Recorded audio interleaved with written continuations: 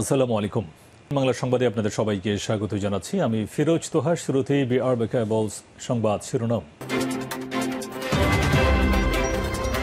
বাংলাদেশের সর্বশেষ গুরুত্বপূর্ণ আপডেট সংবাদে আপনাকে স্বাগত। শুরুতেই সংবাদ শিরোনাম, পরে বিস্তারিত। শুরুতেই জানাবো, রোহিঙ্গা চিরস্থায়ী গলার কাটা বাংলাদেশের, হাসিনার নোবেলের মোহে সর্বনাশ। বাংলাদেশের সেখান থেকেই বাংলাদেশকে একটি অস্থিতিশীল পরিস্থিতির মধ্যে পড়তে হয়েছে। পার্বত্য শান্তি চুক্তির নেপথ্যেও ছিল হাসিনার এই মোহ। ডক্টর মোহাম্মদ ইউনূস নোবেল পাওয়ার পর আরও বেপরোয়া হয়ে ওঠে হাসিনা। নোবেল পাওয়ার জন্য রোহিঙ্গাদের জন্য বাংলাদেশ মিয়ানমার সীমান্ত খুলে রেখেছিল হাসিনা।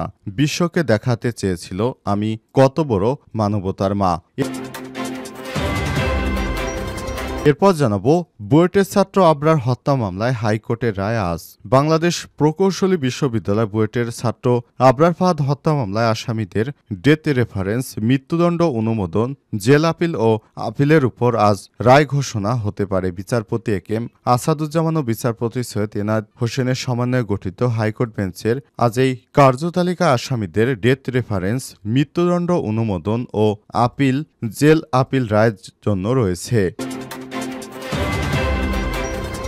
এদিকে কক্সবাজারে প্রাণ গেল পুলিশ সদস্যের। কক্সবাজারের চকরিয়া উপজেলায় নিয়ন্ত্রণ হারিয়ে গাড়ির খাদে পড়ে হাইওয়ে পুলিশের এক সদস্য নিহত হয়েছে। এই ঘটনায় আহত হয়েছে অন্তত আরও 4 জন পুলিশ সদস্য।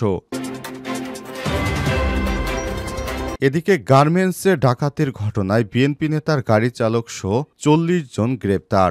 নারায়ণগঞ্জের বন্দরে এক পোশাক তৈরির কারখানায় দুর্ধর্ষ ডাকাতি করেছে বিএনপির সভাপতির ব্যক্তিগত গাড়ি চালক সহ অনেকেই। এই ঘটনায় অন্তত 45 জন ব্যক্তিকে গ্রেপ্তার করেছে পুলিশ এবং যৌথ বাহিনীর সদস্যরা। জানাবো, চট্টগ্রামে পুলিশকে গুলি করে পালানো সেই ছোট সাজ্জাদ ঢাকায় গ্রেপ্তার। চট্টগ্রামের শীর্ষ সন্ত্রাসী ও একাধিক হত্যা মামলার আসামি সাজ্জাদ হোসেন ওরফে ছোট সাজ্জাদকে গ্রেপ্তার করতে সমর্থ হয়েছে পুলিশ। আজ ঢাকার বসুন্ধরা সিটি থেকে চট্টগ্রাম মেট্রোপলিটন পুলিশের একটি বিশেষ টিম তাকে গ্রেপ্তার করে বিষয়টি নিশ্চিত করেছে সিএমপির ডিসি উত্তরাজন আমিরুল ইসলাম। এবং সর্বশেষ জানাবো, ইয়েমেনে যুক্তরাষ্ট্রের বোমা হামলা নিহত 23। ইয়েমেনে যুক্তরাষ্ট্রের ভয়াবহ বোমা হামলায় কমপক্ষে 23 জন নিহত হয়েছে। তাদের মধ্যে নারী ও শিশু রয়েছে। এছাড়াও আহত হয়েছে আরও অনেকেই। মূলত গাজা নিয়ে ইসরায়েলকে হুমকি দেওয়ার পরপরই ইয়েমেনের বিদ্রোহী গোষ্ঠী হুতিদের অবস্থান লক্ষ্য করে এই হামলা চালায় যুক্তরাষ্ট্র। রোববার 16 মার্চ এই প্রতিবেদনে এই তথ্য জানিয়েছে সংবাদ মাধ্যম আল জাজিরা। প্রিয় দর্শক, এতক্ষণ শুনছিলেন সংবাদ শিরোনাম, এবারে বিস্তারিত। তবে তার আগে বন্ধুরা, অনুরোধ থাকবে সংবাদটিতে একটি লাইক দিন। এই চ্যানেলে আপনি নতুন হয়ে থাকলে আমাদের সংবাদটি দেখতে দেখতে চ্যানেলটি সাবস্ক্রাইব করে রাখুন। কমেন্ট করে বন্ধুরা আপনার মূল্যবান মতামত জানিয়ে দিন আপনি বিশ্বের কোন দেশ থেকে বা বাংলাদেশের কোন স্থান থেকে আমাদের সংবাদটি দেখছেন এবং শুনছেন। এবারে বিস্তারিত। বাংলাদেশের চিরস্থায়ী গলার কাটা রোহিঙ্গারা, হাসিনার নোবেলের মোহে সর্বনাশ। পার্বত্য শান্তি চুক্তির নেপথ্যে ছিল হাসিনার এই মোহ। ডক্টর মোহাম্মদ ইউনূস নোবেল পাওয়ার পর আরও বেপরোয়া হয়ে ওঠে পতিত স্বৈরাচার। ক্ষমতার পাশাপাশি পদকের মোহ পেয়ে বসছিল গণ অভ্যুত্থানে ক্ষমতাচ্যুত সাবেক প্রধানমন্ত্রী ও আওয়ামী লীগ সভাপতি শেখ হাসিনাকে। আর এই মোহে প্রচলিত আইনকানুন রীতিনীতি উপেক্ষা করে মিয়ানমার লাগোয়া বাংলাদেশের সীমান্তের দরজা খুলে দিয়েছিল হাসিনা। দেশের মাটিতে আশ্রয় দিয়েছিলেন রাখাইন রাজ্য থেকে জোরপূর্বক বাস্তুচ্যুত লাখ লাখ রোহিঙ্গা জনগোষ্ঠীকে। ভবিষ্যৎ সমূহ বিপদের আশঙ্কা ব্যক্ত করে কূটনৈতিক সহ রাজনৈতিক বিশ্লেষকরা এই সময় বারবার এ বিষয়ে সতর্ক করা সত্ত্বেও তা আমলে নেয়নি হাসিনা। বরং ওই জনগোষ্ঠীকে আশ্রয় দেওয়ার বিষয়টি পুঁজি করে তিনি মানবতার ফেরিওয়ালা সাজেন। মাদার অফ হিউম্যানিটি নামে একটি ভুয়া উপাদেয় নিজের নামে আগে বসান। সেখানে শেষ নয়, নির্যাতিত নিপীড়িত রোহিঙ্গা জনগোষ্ঠী ইস্যুকে কাজে লাগিয়ে পর্দার অন্তরালে শান্তিতে নোবেল পুরস্কার পাওয়ার জন্য রাষ্ট্রের টাকায় বিদেশে লবিস্ট নিয়োগ করে হাসিনা। যদিও শেষ পর্যন্ত তার এই চেষ্টা সফল হয়নি। উল্টো আরও রোহিঙ্গা জনগোষ্ঠীকে আশ্রয় দিয়ে বাংলাদেশের চিরস্থায়ী সর্বনাশ ডেকে আনে হাসিনা। এই প্রসঙ্গে রাজনৈতিক বিশ্লেষক ও সিনিয়র সাংবাদিক মাসুদ কামাল শনিবার যুগান্তরকে বলেছেন, রোহিঙ্গারা একবার বাংলাদেশে ঢুকতে পারলে আর যে তারা ফেরত যাবে না বা ফেরত পাঠানো সম্ভব হবে না এটা হাসিনা আগে থেকেই জানতো। প্রশ্ন হলো তাহলে ঢুকতে দিল কেন? এর জবাব পরিষ্কার, মূলত হাসিনা ভেবেছিল এই উদ্যোগ নেয়ার ফলে তিনি খুব সহজে নোবেল প্রাইজ পাবেন, আর কিছু সামসা বিষয়টি আরও উস্কে দেয়। তারা শেখ হাসিনাকে নোবেল পুরস্কার পাওয়া এরকম নিশ্চিত করে দিয়েছিল, বলেছিল যে আপনি নোবেল পাবেনই পাবেন। এমনকি নোবেল পাওয়ার জন্য লবিস্ট নিয়োগ দেয় হাসিনা। টাকা খরচ করে যুক্তরাষ্ট্রে ও ইউরোপ সহ বিভিন্ন দেশে লবিস্ট নিয়োগ করেছিল। মাঝখানে চরম ক্ষতি হয় বাংলাদেশের। তিনি বলেন, বিপরীতে রোহিঙ্গারা বাংলাদেশকে ভালোবাসে না, তারা উল্টো বাংলাদেশের বিরুদ্ধে সশস্ত্র তৎপরতা চালাচ্ছে। ফলে ভবিষ্যতে রোহিঙ্গারা বাংলাদেশের জন্য সবচেয়ে বড় থ্রেট হিসেবে দাঁড়াবে, এটা একরকম এখন নিশ্চিত করে বলা যাচ্ছে। বুয়েট ছাত্র আবরার হত্যা মামলায় হাইকোর্টের রায় আজ।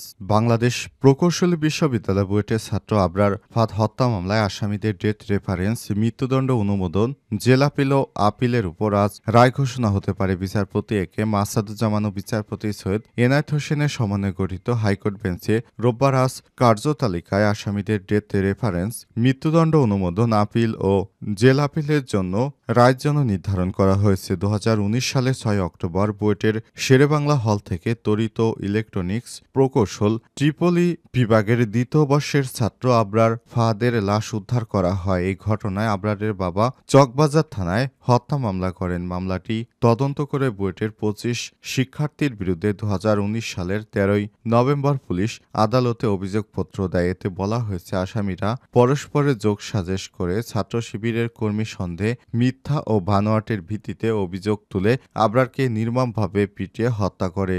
অভিযোগপত্র আমলে নিয়ে 2020 সালের 15 সেপ্টেম্বর আসামিদের বিরুদ্ধে অভিযোগ গঠন করে আদালত ওই মামলায় 2021 সালের 8 ডিসেম্বর রায় দেয়। ঢাকার দ্রুত বিচার ট্রাইব্যুনাল এক রায়ে 20 জনকে মৃত্যুদণ্ড ও 5 জনকে যাবজ্জীবন কারাদণ্ড দেওয়া হয়। আসামিদের মৃত্যুদণ্ড অনুমোদন, ডেথ রেফারেন্সের বিচারিক আদালত রায় সহ নথিপত্রে 2022 সালের 6 জানুয়ারি হাইকোর্টের সংশ্লিষ্ট শাখায় পৌঁছায়, যেটি ডেথ রেফারেন্স হিসেবে নথিভুক্ত।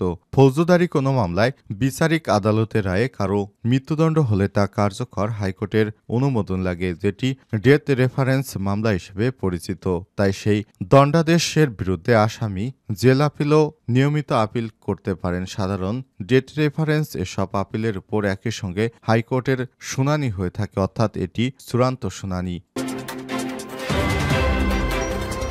কক্সবাজারে গাড়ি থেকে খাদে পড়ে প্রাণ গেল পুলিশ সদস্যের। কক্সবাজারের চকরিয়া উপজেলায় নিয়ন্ত্রণ হারিয়ে গাড়ি খাদে পড়ে হাইওয়ে পুলিশের এক সদস্য নিহত হয়েছে। এই ঘটনায় অন্তত 4 জন পুলিশ আহত হয়েছে।